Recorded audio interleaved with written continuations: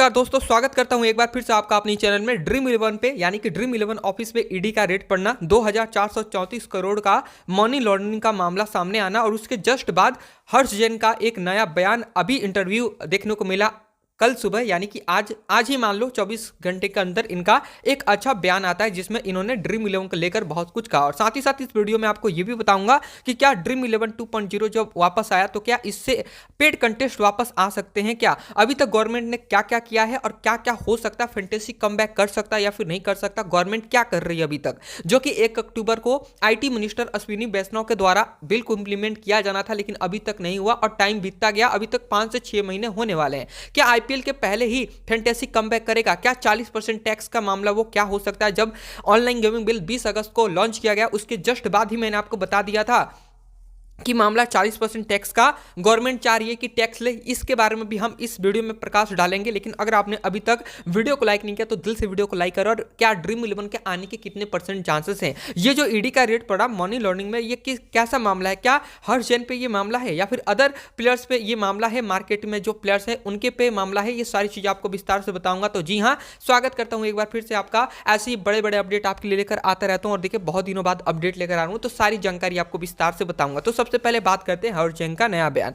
इसमें इन्होंने आज सुबह ही एक यहां पे एक लेडीज के साथ इन्होंने इंटरव्यू दिया। इंटरव्यू में बहुत सारी बातें हुई ड्रीम इलेवन 2.0 को लेकर के कि क्या अब ये जो सपोर्ट्स से लेकर के सपोर्ट्स को साइड करके इन्होंने इंटरटेनमेंट चुना है जहां पे लोग लाइव आकर के प्लेयर्स यानी कि मैच के बारे में डिस्कस करते हैं। और ये बहुत ही गंदा अपडेट लाया गया है एक इंस्टाग्राम के जैसे, लेकिन वहां पे केवल क्रिकेट न्यूज वगैरह ये सारी चीजें की रील आपको देखने को मिल रही है। लेकिन साथ ही साथ फैंटेसी का भी एक फील्ड है जो कि बीच में आपको फैंटेसी का फील्ड दिखाई देगा। अगर आप न्यू ड्रीम इलेवन को अपडेट करते हैं प्ले स्टोर से तो फ्री टू प्ले मॉडल तो काम चल ही रहा है जो कि बीच में है। लेकिन आज के इंटरव्यू में इन्होंने ये कहा हर्ष जैन ने कि अगर देखिए हमारा जो है अभी तो हम फोकस कर रहे हैं, अभी तक हमने किसी को भी स्पॉन्सरशिप नहीं दिया है। यानी कि जो आईपीएल चल रहा था तो उसके लिए स्पॉन्सर लिया जाता है, ठीक है, कोई स्पॉन्सर नहीं मिल रहा था तो ड्रीम इलेवन 2026 तक इसका स्पॉन्सर लिया था बहुत सारे पैसे में, जो कि उस पर इनका ब्रांड का लोगो का प्रमोशन होता है। जो भी आईपीएल स्ट्रीमिंग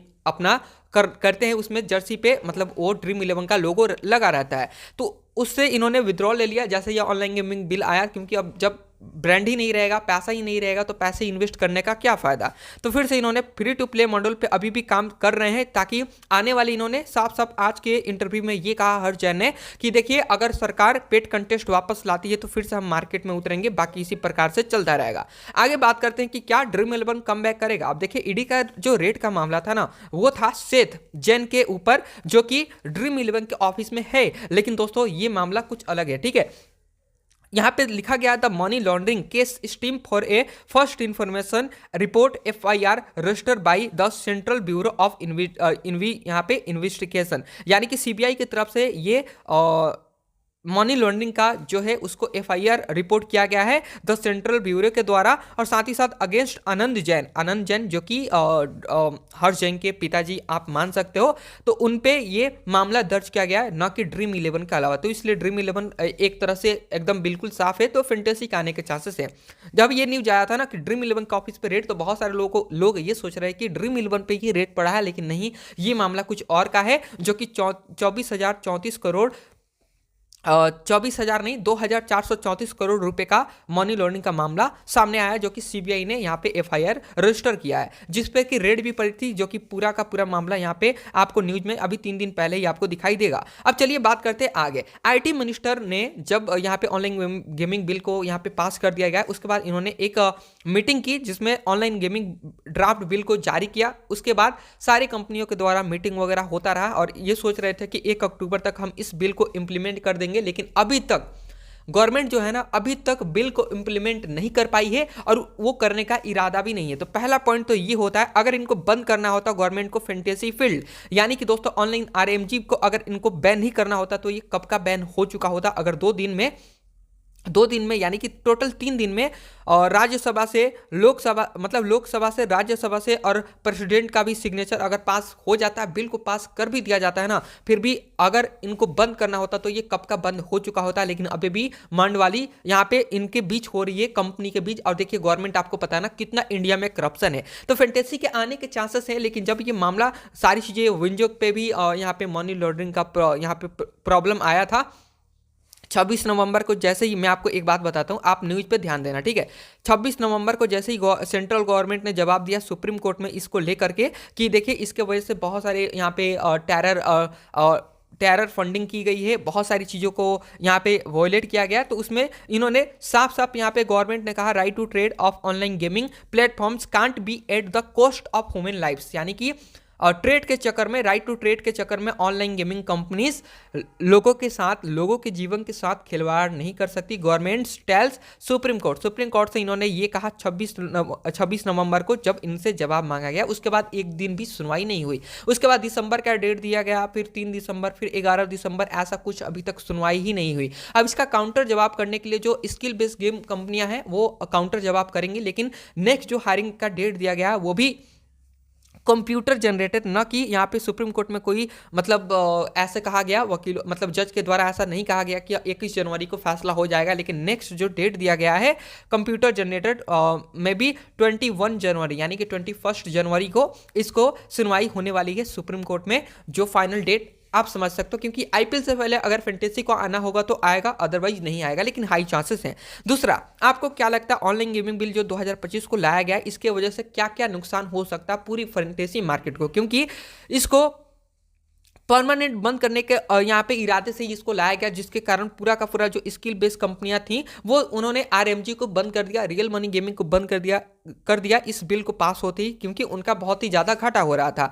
और यहाँ पे पेमेंट गेटवे भी नहीं मिल रहे थे जिससे कि वो लोगों को सर्विस प्रोवाइड कर सकते, पेमेंट इधर से उधर कर सके। मतलब पेमेंट अगर आप जीतते हो फैंटेसी स्किल गेम पे तो आपका पैसा भी पेमेंट गेटवे के थ्रू ही जाता है, ना कि उनके बैंक अकाउंट से जाता है, ध्यान रखिएगा। तो पेमेंट गेटवे को सरकार के द्वारा बंद कर दिया गया, जिसके कारण पूरा का पूरा कंप्लीटली मतलब बैन हो गया पूरा मार्केट, एकदम से मतलब पूरा मार्केट ही डाउन हो गया। जिसकी वजह से सारी की सारी कंपनियां जो कि ऑनलाइन गेमिंग बिल को इसलिए लाया गया था कि बेटिंग ऑनलाइन गेमिंग से लोगों को बचाया जा सके, ना कि स्किल बेस्ड गेम को भी इसी में इंक्लूड कर दिया गया। जिसके कारण अब देखिए ऑनलाइन बेटिंग साइट्स होती है ना, कसिनो या फिर जो जिसमें स्किल्स वगैरह नहीं होता, वो पूरी की टोटली यहाँ पे स्किल बेस्ड तो नहीं होती हैं। तो वहाँ पे अब सारे लोग यानी कि जितने भी मार्केट फैंटेसी स्किल्स पे काम कर रहे थे वो लोग सारे लोग चले गए। और देखिए उसमें पैसा भी है लेकिन लॉस भी होता है ऑनलाइन बेटिंग में। तो ऑनलाइन बेटिंग में सारे लोग यहाँ पे ट्रांसफर हो चुके हैं अभी इस 6 महीने में, और गवर्नमेंट ने इतना नहीं सोचा। मतलब गवर्नमेंट बिना सर पैर का, अभी जो इंडिगो वाला मामला था ना, इंडिगो वाला मामला, उसमें भी अगर आपने देखा होगा ना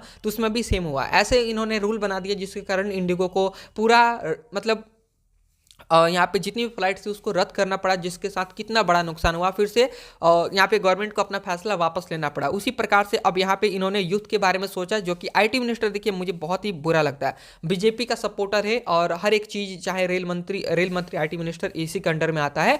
एक नंबर का मतलब फ्रॉड आदमी है। और मतलब मैं आपको गारंटी के साथ बोल रहा हूँ, ठीक है, आईटी मिनिस्टर तो इनसे कुछ नहीं होता। 40% टैक्स का मामला है, 40% टैक्स दो, उसके बाद ये अपना स्टार्ट कर देंगे। तो देखिए आपको क्या लगता है कब तक आ जाएगा? बहुत सारी चीज़ों को बारे में मैं आपको इस वीडियो में बताने वाला था। अब चलिए आगे बात करते हैं, कुछ की पॉइंट्स के बारे में बात करते हैं। अब प्रोगा एक्ट क्या है? Promotion and regulations of online gaming को ही प्रोगा बोला गया है।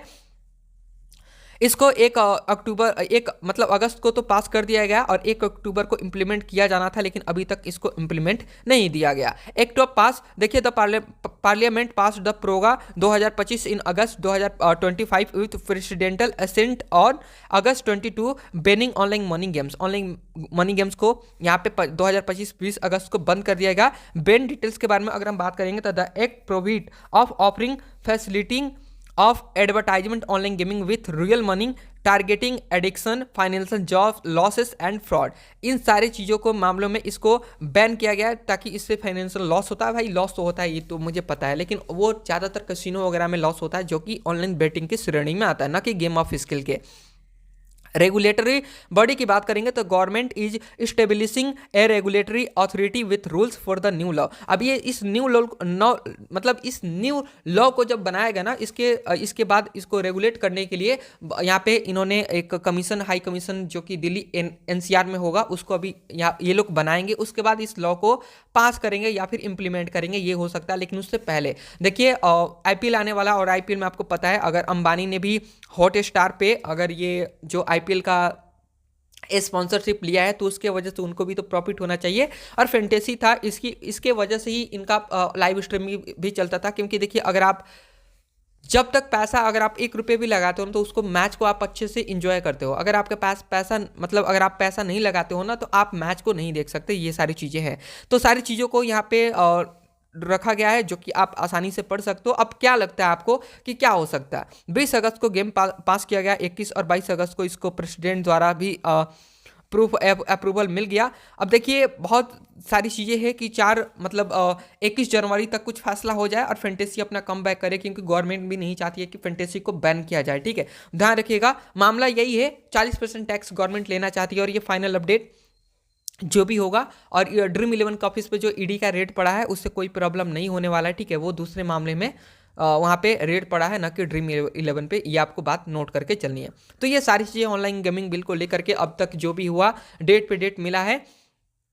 सेंट्रल गवर्नमेंट ने अपना जवाब 26 नवंबर को दिया। अब इसके काउंटर करने के लिए 21 जनवरी तक ये जो फैंटेसी यहाँ पे A23 गेमिंग के द्वारा जितने भी वकील्स हैं वो उस सवाल के मतलब उनके दिए जवाब को काउंटर करेंगे।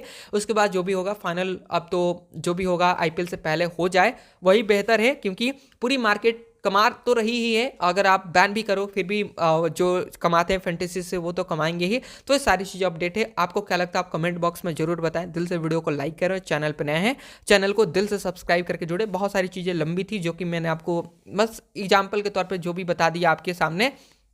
बाकी आपको क्या लगता है कमेंट बॉक्स में जरूर बताएं। Thank you so much video को देखने के लिए, और गाइस वीडियो को एक लाइक जरूर करें।